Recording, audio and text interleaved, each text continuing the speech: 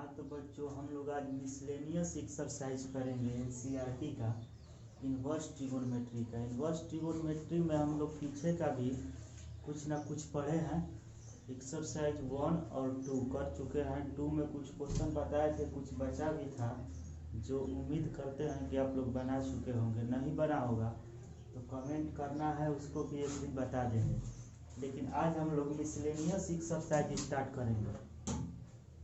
इसमें आपका पीछे का जितना भी छूटा हुआ होगा, मिसलेनियस का मतलब भी होता है कि पीछे का जितना एक्सरसाइज है सबसे मिला जुला कर इसमें क्वेश्चन दिया रहता है। और क्वेश्चन का लेवल जो होता है वो थोड़ा इसमें अच्छा खासा होता है, कॉम्पिटिटिव एग्जाम का क्वेश्चन होता है, इसलिए इसको बनाना बहुत ज़रूरी है। तो इसका हम लोग एक से लेकर लास्ट तक सारा क्वेश्चन बारी बारी से कॉन्सेप्ट के साथ समझेंगे।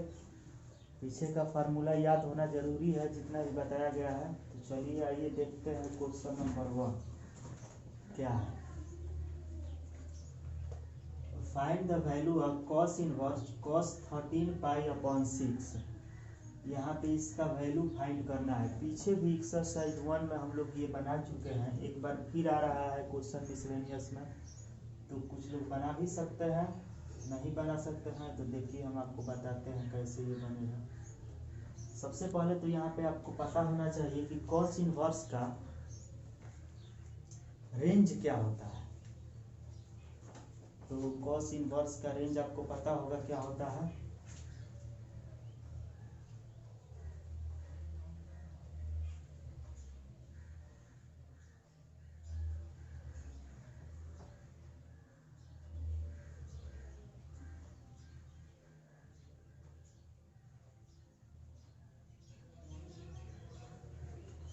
कॉस इनवर्स का रेंज क्लोज इंटरवल 0 से पाई होता है।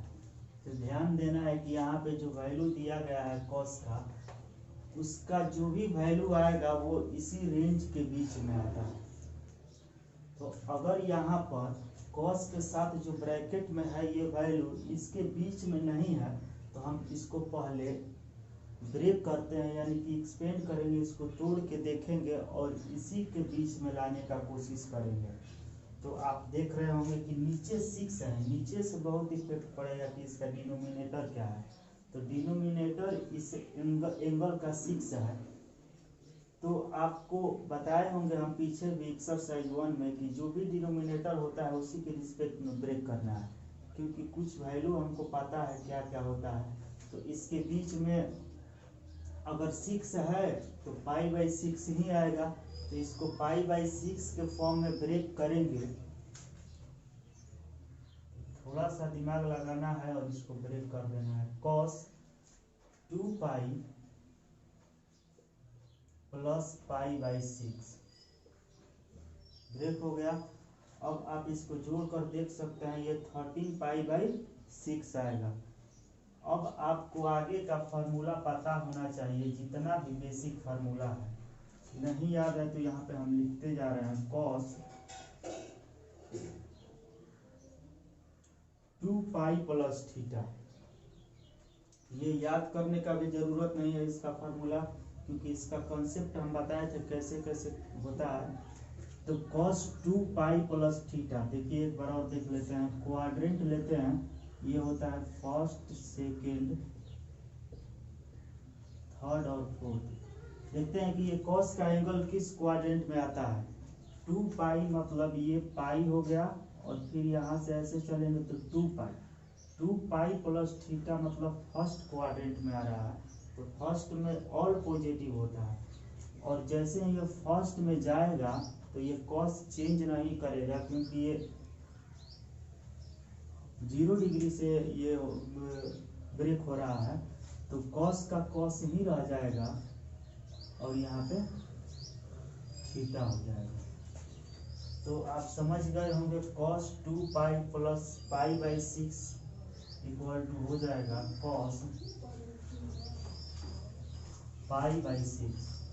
अब यहाँ से cos इनवर्स से cos कैंसिल होगा और हमारा आंसर आ जाएगा π/6। इसको नहीं समझ पाए होंगे तो फिर से एक बार आपको हम बता देते हैं कैसे ये चेंज होता है क्वाड्रेंट। यहाँ पे देखेंगे 2π, तो यहाँ से चले ये पूरा पाई हो गया, और यहाँ से एक बार जैसे ही ये मूव किया घूम गया एक बार, तो ये 2 पाई हो गया। 2 पाई प्लस थीटा है, तो ये फर्स्ट क्वाड्रेंट में हो जाता। अगर माइनस थीटा रहता तो ये फोर्थ में ही आ जाता, क्योंकि यहाँ पे थीटा एक्यूट एंगल है। तो थीटा यहाँ पे फर्स्ट में आ रहा है। और ये एक बात ध्यान रखना है कि अगर ये एक्स एक्सिस से एंगल जा रहा है तो इसका फंक्शन चेंज नहीं करेगा। और फर्स्ट में है तो इसका साइन पॉजिटिव होगा, क्योंकि ऑल पॉजिटिव होता है। अगर यही चीज यहाँ से या फिर यहाँ से ऐसे रहता, 2 पाई ना रह करके 3 पाई बाई 2 प्लस थीटा रहता, तो 3 पाई बाई 2 यहाँ पे आता है ये, और ये y एक्सिस होगा। अब y एक्सिस से कोई एंगल जोड़ा जाए या घटाया जाए तो फंक्शन भी चेंज होता है और साइन भी चेंज होता है। अब यहाँ पे cos है तो cos साइन में चेंज हो जाएगा, लेकिन यहाँ पे ये x एक्सिस से जो चेंज हो रहा है एंगल, यानी कि थीटा बढ़ रहा है, तो यहाँ पे फंक्शन नहीं चेंज किया और साइन जो है वहीं रह जाएगा। तो आप समझ गए होंगे, cos इनवर्स से cos पाई बाई 6 यहाँ पे आया फार्मूला से, और ये कैंसिल हुआ और आंसर हमारा आ गया पाई बाई 6।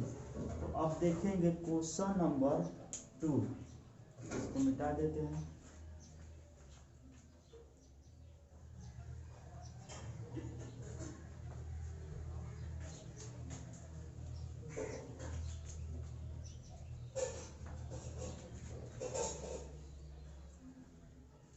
दूसरा नंबर क्वेश्चन है tan inverse tan 7 pi by 6। बिल्कुल उसी तरह क्वेश्चन है जिस तरह से पहला नंबर क्वेश्चन था। तो दूसरा नंबर क्वेश्चन में हम लोग देखेंगे, यहाँ पे tan है, तो अब tan इनवर्स x का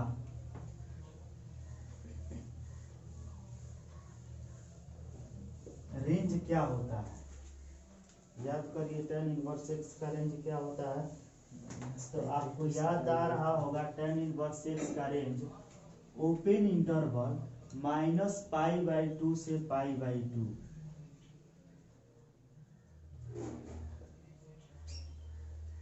ये होता है tan इनवर्स x का रेंज।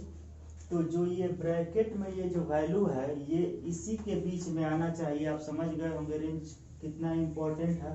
तो 7 पाई बाई 6 को फिर ब्रेक करेंगे और पाई बाई 6 यहाँ पे लाने का कोशिश करेंगे, क्योंकि pi by 6 pi by 2 minus pi by 2 से पाई बाई 2 के बीच में आता है। तो देखिए इसको ब्रेक करते हैं। tan इनवर्स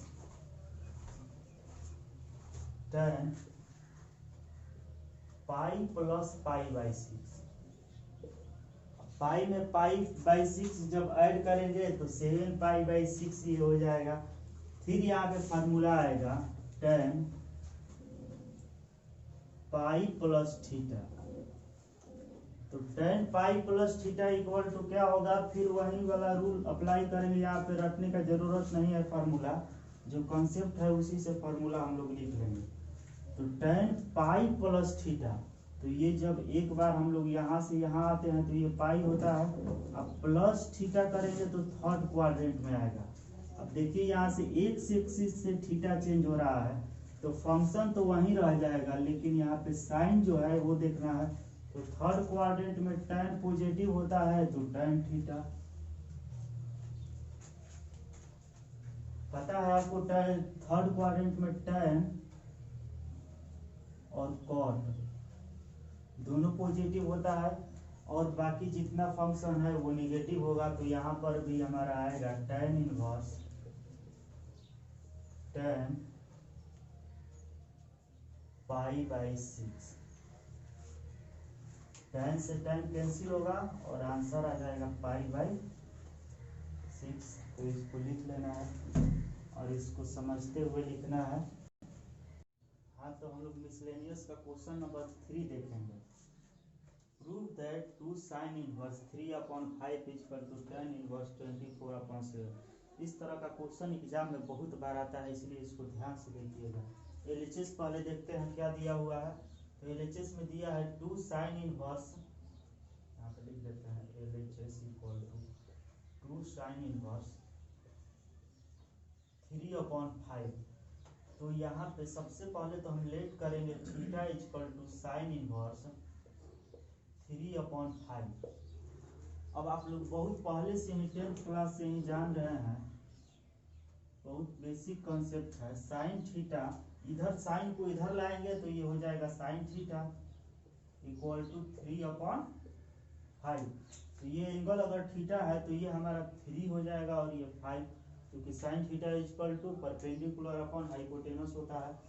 तो साइन थीटा तो निकालिए, लेकिन हमको प्रूफ किसके फॉर्म में करना है, tan के फॉर्म में करना है। तो यहाँ पे हम tan थीटा भी निकाल लेते हैं। तो अब यहाँ से पाइथागोरस थ्योरम से परपेंडिकुलर और हाइपोटेनस है तो बेस निकाल लेंगे, 4 हो जाएगा। तो tan theta equal to perpendicular upon base, तो 3/4 लिखेंगे। आगे देखते हैं,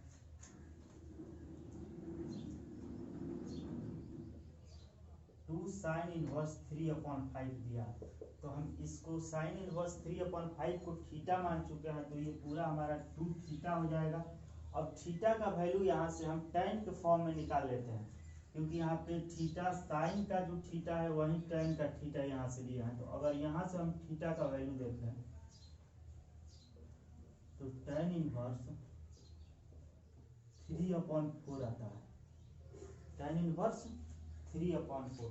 तो थीटा के जगह पर हम tan इनवर्स 3/4 लिखे, या जो यहाँ पे लेट किए हैं साइन इनवर्स 3/5, दोनों सेम वैल्यू हो जाता है, क्योंकि दोनों ही थीटा का वैल्यू है। जिसके रिस्पेक्ट में हमको यहाँ पे निकालना रहता है उसका हम यहाँ से लिख सकते थे। तो यहाँ पे अब थीटा के जगह पे हम लोग लिख लेंगे 2 tan इनवर्स 3/4। अब इसको आगे हम सॉल्व करेंगे, बहुत ही बेसिक कॉन्सेप्ट है। 2 tan इनवर्स थीटा है तो इसको हम tan inverse theta plus tan inverse theta लिख सकते हैं। तो tan inverse 3/4 plus tan inverse 3/4। अब एक फार्मूला आपको पता होगा, tan inverse x plus tan inverse y equal to होता है tan inverse x plus y बटा में 1 माइनस x इंटू वाई। और चूंकि यहाँ पे x और y दोनों का वैल्यू सेम है तो भी वो फार्मूला हम लगा देंगे, कोई दिक्कत नहीं है। tan inverse x plus y तो 3/4 प्लस 3/4, दोनों को जोड़िएगा तो 6/4 आएगा, फिर कटेगा तो 3/2। अब नीचे इसके होगा 1 माइनस x इंटू वाई, तो 3/4 इंटू 3/4 9/16 हो जाएगा। अब इसको आगे सॉल्व कर लीजिए तो आ जाएगा tan इनवर्स 3/2 इंटू, इसको माइनस करके इन्वर्स कर देंगे तो 16 में से 9 को जब घटाएंगे कितना आ जाएगा, ये 16 तो ऊपर जाएगा और नीचे बचेगा 7। तो इसको कैंसिल करेंगे, 2 8 जा 16, तो 3 8 जा 24 हो जाएगा। और यहाँ पे हमारा आंसर जो है वो आ गया tan इनवर्स 24/7, जो कि हमको प्रूव करना था। तो प्रूव हो गया यहाँ पे। अब देखेंगे क्वेश्चन नंबर 4, इसको ध्यान से समझ लेना है, बहुत ही आसान था क्वेश्चन नंबर। तो हम लोग क्वेश्चन नंबर 4 को देखेंगे। क्वेश्चन नंबर 4 में दे रहा है prove that sine inverse 8/17 plus sine inverse 3/5 equal to tan inverse 77/36। यहाँ पर भी प्रूव करना है, सेम क्वेश्चन है, थोड़ा सा इसका लेंथ बढ़ा दिया गया है। तो पहले हम LHS को सॉल्व करते हैं, आगे उसी तरीके से लिखेंगे LHS equal to sine inverse 8/17 plus sine inverse 3/5। अब यहाँ पे दो तरह का यहाँ पे एंगल दे दिया, साइन इनवर्स ये जो है कुछ अलग है और यहाँ पे 3/5 है। तो दोनों को कुछ ना कुछ लेट करना पड़ेगा। तो लिखेंगे let sine inverse 8/17 equal to theta and sine inverse 3/5 equal to 5। अब यहाँ से दोनों के रिस्पेक्ट में tan थीटा और tan फाई का वैल्यू निकालेंगे सेम कंडीशन में। तो यहाँ पे दो ट्राइंगल ऐसे बना देते हैं, ये मान लेते हैं ये थीटा है और ये फाई है। तो यहाँ से देखेंगे tan थीटा का जो वैल्यू है, अब यहाँ से जब हम साइन इनवर्स को इधर लेकर जाएंगे तो ये हो जाएगा साइन थीटा इक्वल टू 8/17 और इस साइन को इधर लेकर जाएंगे तो साइन फाई इक्वल टू 3/5। तो साइन थीटा का वैल्यू 8/7 है, तो यहाँ पे थीटा है तो ये 8 हो जाएगा और ये 17 हो जाएगा। तो ये हमारा हाइपोटेनस 15 हो जाएगा। और फाई का अगर देखते हैं तो पीछे वाला ही क्वेश्चन है, सेम इसी तरह का एंगल था, वहाँ पर भी 3/5। तो ये हो गया 3 और ये 5 हो जाएगा। यहाँ पे गलत लिख दिए हैं, देखिए यहाँ पे 17 हो जाएगा, यहाँ पे 15 हो जाएगा। तो ये हमारा जो बेस है 4 हो जाएगा। तो अब यहाँ से tan थीटा का हम वैल्यू लिख लेते हैं। तो tan थीटा इक्वल टू, जहाँ पे एंगल थीटा है अगर वहाँ से हम tan का वैल्यू देखते हैं तो 8/15 होगा। और अगर फाई वाले एंगल से tan फाई का वैल्यू देखें तो 3/4 होगा। तो अब जो ये इक्वेशन, इसको मान लेते हैं इक्वेशन फर्स्ट एलएचएस जो है। तो अब यहाँ पे हम लिखेंगे फ्रॉम इक्वेशन फर्स्ट जो एलएचएस सॉल्व कर रहे हैं, तो यहाँ पे ये हमारा क्या है थीटा प्लस फाई, क्योंकि हम इसको थीटा लेट किए हैं और इसको फाई। तो अब हम जो थीटा के जगह पे हम यहाँ से tan इनवर्स 8/5 लिख सकते हैं। तो लिखेंगे tan इनवर्स 8/5, क्योंकि यहाँ पे tan थीटा इक्वल टू 8/15 आया है इसी थीटा के जगह से। तो थीटा इक्वल टू जब tan इधर जाएगा तो tan इनवर्स 8/15। तो हम थीटा के जगह पे एलएचएस में दिया हुआ था साइन इनवर्स 8/17, तो उसको हम चेंज करके tan इनवर्स में चेंज किए तो आ गया tan इनवर्स 8/15 प्लस, अब फाई के टर्म में जब चेंज किए हैं साइन इनवर्स 3/5 को tan इनवर्स के फॉर्म में, तो यहाँ पे आ जाएगा tan इनवर्स 3/4। देखिए यहाँ से tan इधर जाएगा तो tan इनवर्स 3/4। अब यहाँ से फिर वही फार्मूला जो पीछे अप्लाई किए हैं पीछे वाले क्वेश्चन में,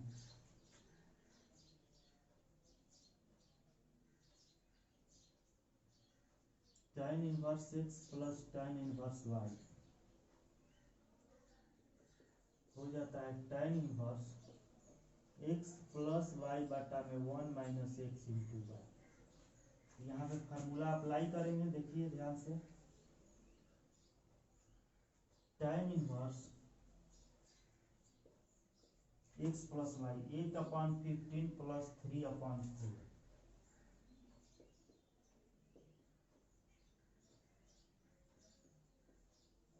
अपॉन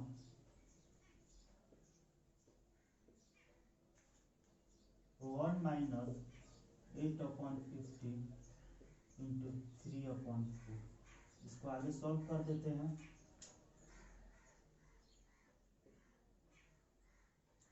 आ जाएगा tan इनवर्स 8/15 को अगर 3/4 में जोड़ेंगे तो 15 और 4 का एलसीएम क्या हो जाएगा 60 हो जाएगा। और यहाँ पे इसको बाटा पर का जोड़ करेंगे 8 चौका 32 प्लस 60 करती हैं 12। तो यहाँ पे हो जाएगा जब 16 में 4 से डिवाइड करेंगे तो 15 आएगा और 15 में 3 से मल्टीप्लाई करेंगे 45। अपॉन यहाँ पे इसको कटाएंगे तो 5 या 15 ना 4 2 जा 8, तो आ गया हमारा 1 माइनस 2/5। इसको आगे सॉल्व कर लेते हैं। तो आ गया tan इनवर्स, इसको जोड़ेंगे 32 प्लस 45 तो कितना हो जाएगा 77/16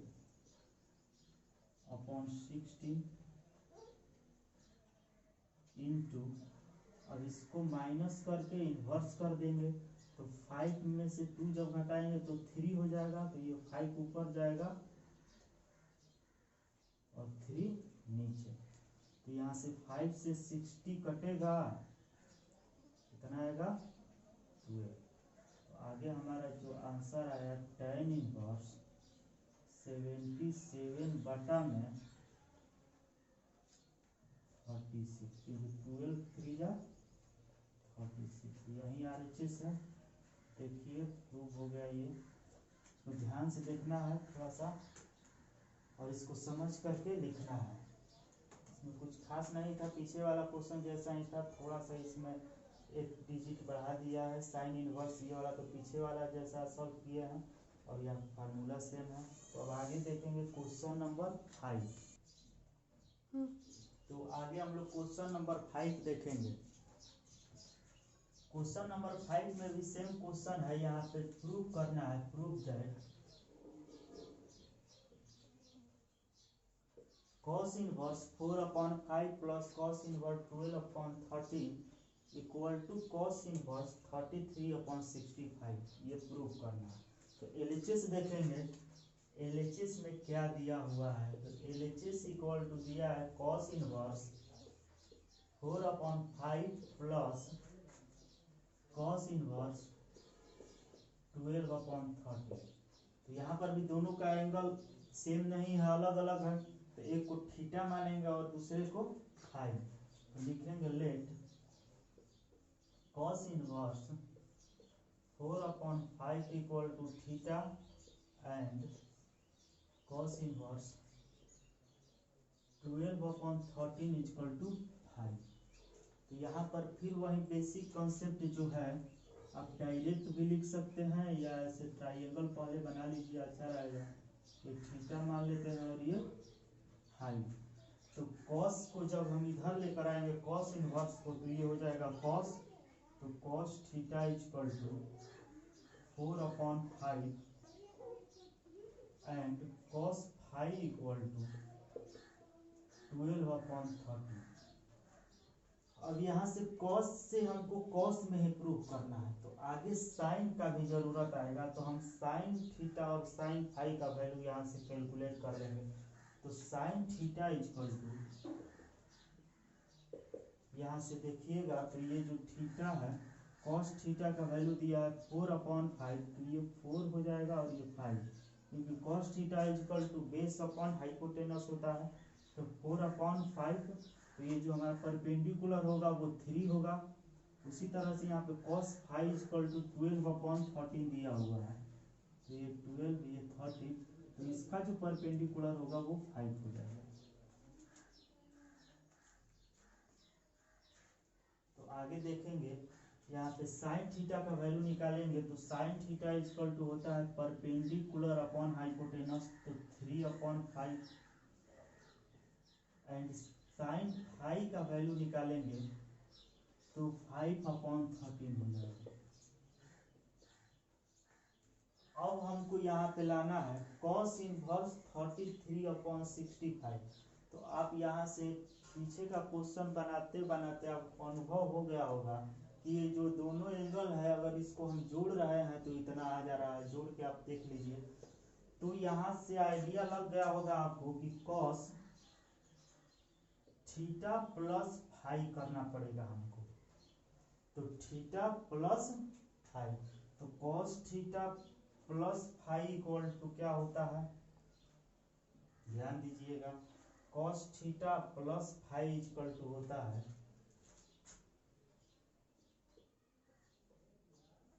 cos theta into cos phi minus sine theta into sine phi. सबका वैल्यू हम निकाल चुके हैं पीछे, तो इसको लिखेंगे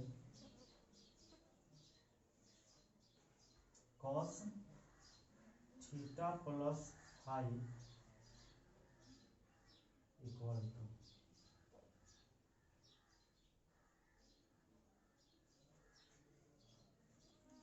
तो कॉस थीटा का वैल्यू क्या आया है देख लेते हैं ऊपर से, 4/5 इंटू कॉस फाई का वैल्यू है 12/30 माइनस साइन थीटा का वैल्यू है 3/5 इंटू साइन फाइव का वैल्यू 5/30। इसको सॉल्व कर लेंगे तो आएगा 48/65 माइनस 15/65। इसको जब सॉल्व करेंगे तो ये 48 में से 15 घटेगा तो कितना हो जाएगा 43/64। अब ये कितना बराबर आया है तो cos theta plus phi equal to आया। हमको इनवर्स में प्रूव करना है तो cos को इधर जैसे ही लाएंगे तो theta plus phi equal to cos inverse 33/65। अब थीटा किसको लेट किए हैं लिख देते हैं, तो थीटा इक्वल टू हमारा है cos इनवर्स 4/5 प्लस फाई किसको लेट किए थे तो cos इनवर्स 12/30। हमारा आप कितना गया है तो cos इनवर्स 33/65। यही प्रूफ करना था, प्रूफ हो गया।